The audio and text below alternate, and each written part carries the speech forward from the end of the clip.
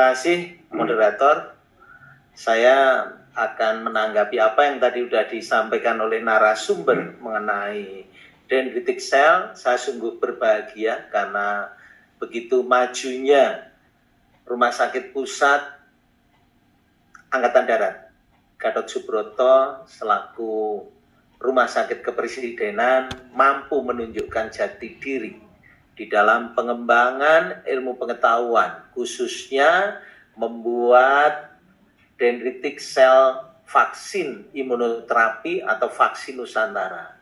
Sekarang di seluruh dunia sedang membicarakannya, termasuk terakhir dari New York dan sebagainya, karena di Elsevier sudah terbit jurnal, ya, PubMed. Itu isinya adalah dendritic cell vaksin imunoterapi atau vaksin Nusantara, the beginning of the end, cancer and COVID-19. Artinya apa? Dunia sepakat, punya hipotesis bahwa yang akan menyelesaikan hal ini termasuk COVID-19 adalah dendritic cell vaksin imunoterapi atau vaksin Nusantara. Tadi kita bisa melihat apa yang sudah dipaparkan oleh narasumber Dr. Joni begitu gamblang. Bagaimana perbedaan antara konvensional vaksin dengan vaksin yang berbasis dendritic cell atau yang kita sebut intervensional dan sebagainya. Karena kita melakukan intervensi di luar tubuh manusia. Dan itu sangat safety karena kita memang sudah lama berkecimpung di pembuatan dendritic vaksin itu dengan tim Dr. Nyoto selaku moderator itu bersama-sama dengan kita semua sudah mengembangkannya jauh-jauh hari untuk penanganan kanker. Kita hanya mengubah antigennya menjadi antigen artificial tadi atau antigen rekombinan COVID-19, SARS-CoV-2. Artinya apa? Artinya kita bisa menyesuaikan kapan saja. Mau mutasi kayak apa bisa kita sesuaikan. Dampaknya apa? Ketahanan kesehatan nasional menghadapi pandemi ini bisa kita atasi dengan membuat imunitas yang baik buat setiap warga negara. Problem kedepannya hanya orang selalu berpikir bagaimana ini bisa massal. Urusan massal itu simpel sekali. Itu adalah urusan inovasi yang akan gampang sekali kita buat. Apalagi tadi moderator juga mengatakan sangat simpel buatnya, sangat sederhana buatnya. Penyimpanannya juga tidak membutuhkan inkubator yang khusus, yang sangat simpel. Kalau secara teknis apa yang sudah dikemukakan juga oleh pembicara adalah begitu simpelnya teknologi ini. Yang paling penting adalah kita segera mempublish, mempublikasikan untuk menjadi evidence. Itu kuncinya. Tidak usah berdebat di bidang seolah-olah ini vaksinnya kayak apa, itu tidak penting. Nama itu juga sudah dunia katakan namanya sebagai dendritic cell vaksin imunoterapi.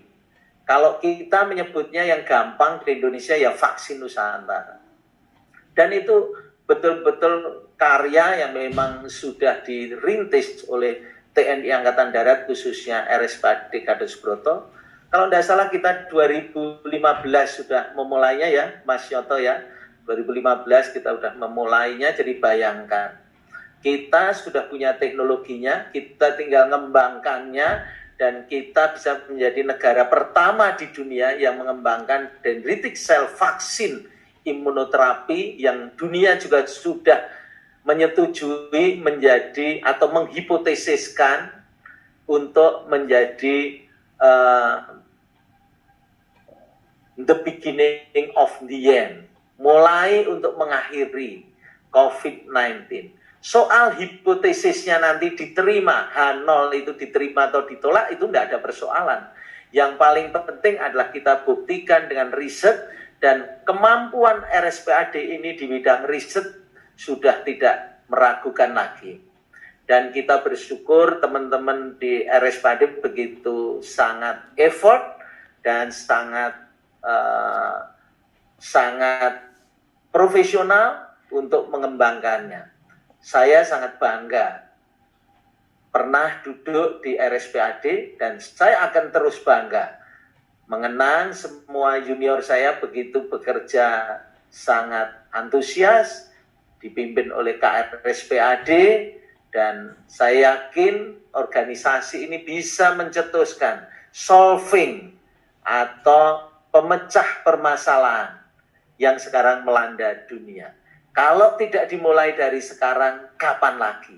Kalau bukan kita yang memulai, siapa lagi?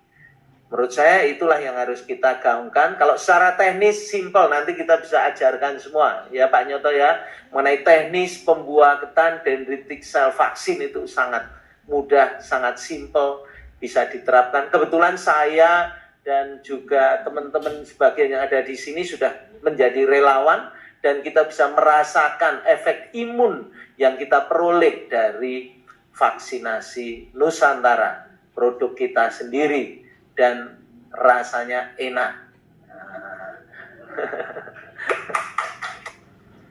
Dan mudah-mudahan ini bisa memecahkan kebuntuan selama ini. Meskipun sudah divaksin konvensional tidak ada masalah. Untuk divaksin Nusantara, vaksin imunoterapi ini kalau dalam literatur dikatakan pengaruhnya adalah berpuluh tahun. Jadi ini akan awet dalam jangka panjang. Ya, saya tidak menggunakan istilah lain, saya mengikuti literatur aja bahwa efek T-cell memorinya adalah berpuluh tahun. Dan ini menurut saya akan menjadi sebuah legend buat RSPAD Gatot Subroto selaku rumah sakit yang milik TNI yang terdepan, dan kita percaya kita akan bisa ikut serta mengatasi masalah pandemi dunia ini dengan baik. Dan saya percaya akan effort dan ketulusan dari teman-teman semua di sini untuk bisa membantu bangsa dan negara di dalam menghadapi masa pandemi ini.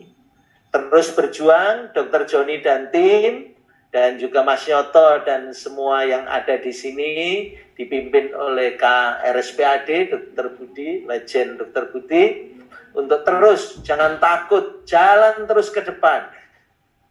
Dan saya sudah merasakan sendiri, sangat enak, dan saya percaya safety-nya tinggi.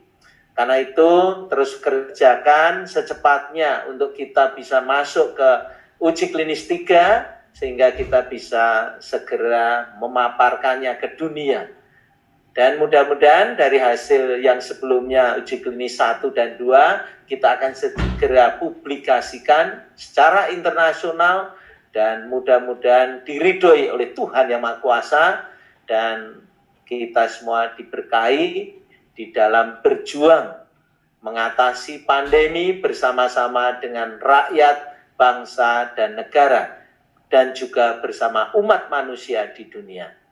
Sekian dan terima kasih. Waktu saya serahkan kembali ke moderator.